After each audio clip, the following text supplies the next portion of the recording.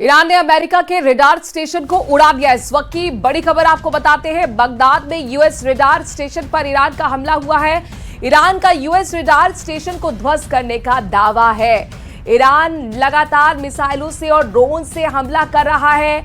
America के radar station को उड़ा दिया गया है ईरान की तरफ से। बगदाद में यूएस रडार स्टेशन पर ईरान ने अटैक किया और यूएस रडार स्टेशन को ध्वस्त करने का दावा ईरान का।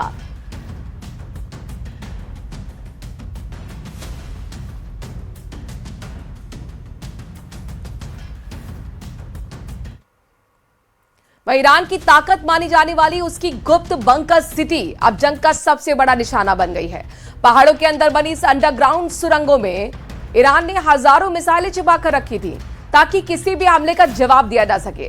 लेकिन हालात बदल चुके हैं और अमेरिका और इजरायल की निगरानी इतनी तेज है कि ईरान की कई मिसाइलें लॉन्च होने से पहले ही तबाह कर दी जा रही हैं। सवाल यह है कि जो बंकर कभी ईरान की सबसे बड़ी ढाल थे, क्या वही अब उसकी सबसे बड़ी कमजोरी बनते जा रहे हैं?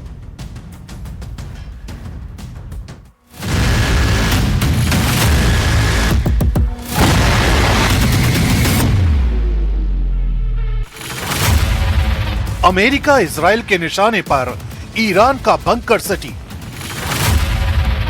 ईरान के सबसे खुफिया मिसाइल कारखाने पर दुश्मन की नजर। लॉन्च से पहले टारगेट थे। अब कौन सी चाल चलेंगे ईरान के शेर?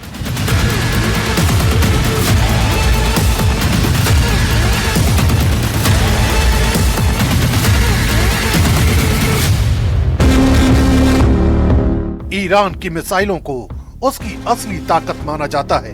इन्हीं मिसाइलों से ईरान ने अमेरिका और इजरायल को गहरे जख्म दिए हैं। यही वजह है कि अब महायुद्ध के इस भयानक पड़ाव पर अमेरिका और इजरायल ने अपनी रणनीति को बदल लिया है। अब ईरान के उस बंकर सिटी को टारगेट किया जा रहा है जिसे ईरान की रियल पावर माना जाता है। ईरान की बंकर सिटी दरअसल पहाड़ों के अंदर बने विशाल सुरंग नेटवर्क हैं, जिन्हें ईरान ने पिछले 2 दशकों में तैयार किया है। इन सुरंगों में बैलिस्टिक मिसाइलें, लॉन्चर और ईंधन तक सुरक्षित रखा जाता है। कई बंकर इतने गहरे हैं कि सामान्य बमों से उन्हें नष्ट करना मुश्किल माना जाता है।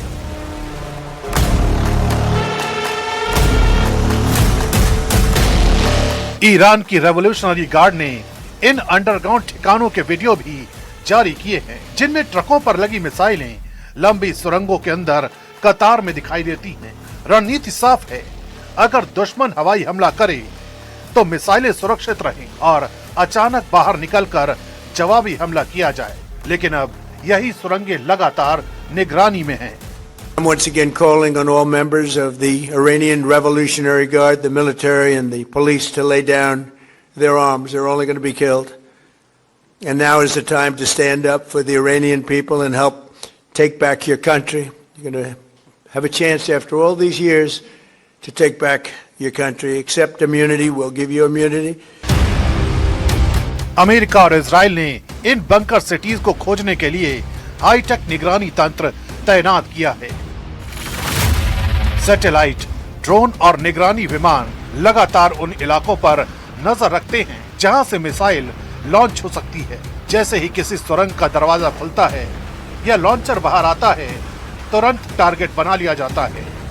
माना जाता है कि यह रणनीति लॉन्च डिटेक्शन स्ट्राइक मॉडल पर काम कर रही है, यानी मिसाइल की उड़ान भरने का इंतजार नहीं किया जाता, बल्कि लॉन्च की तैयारी के दौरान ही हमला कर दिया जाता है।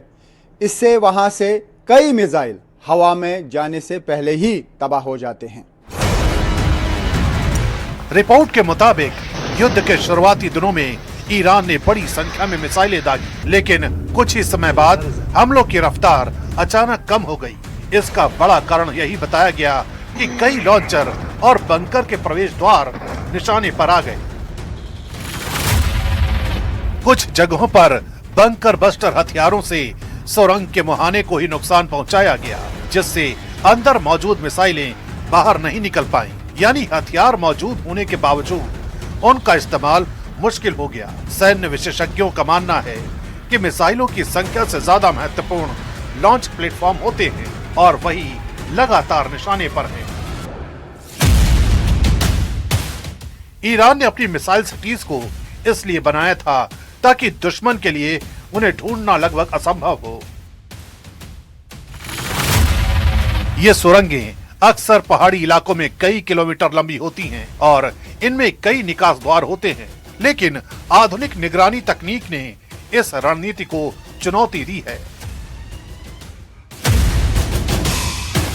ईरान के पास अब भी बड़ी संख्या में बैलिस्टिक मिसाइलें मौजूद होने का दावा किया जा रहा है, लेकिन असली चुनौती उन्हें सुरक्षित तरीके से लॉन्च करना है। जब हर संभावित लॉन्च साइट पर निगरानी हो और सुरंगों के मुहाने तक निशाने पर हो, तो रणनीति बदलनी पड़ती है। यही वजह है कि बंकर सिटी की कहानी अब सिर्फ ताकत की नहीं बल्कि चुनौती की भी बन गई है।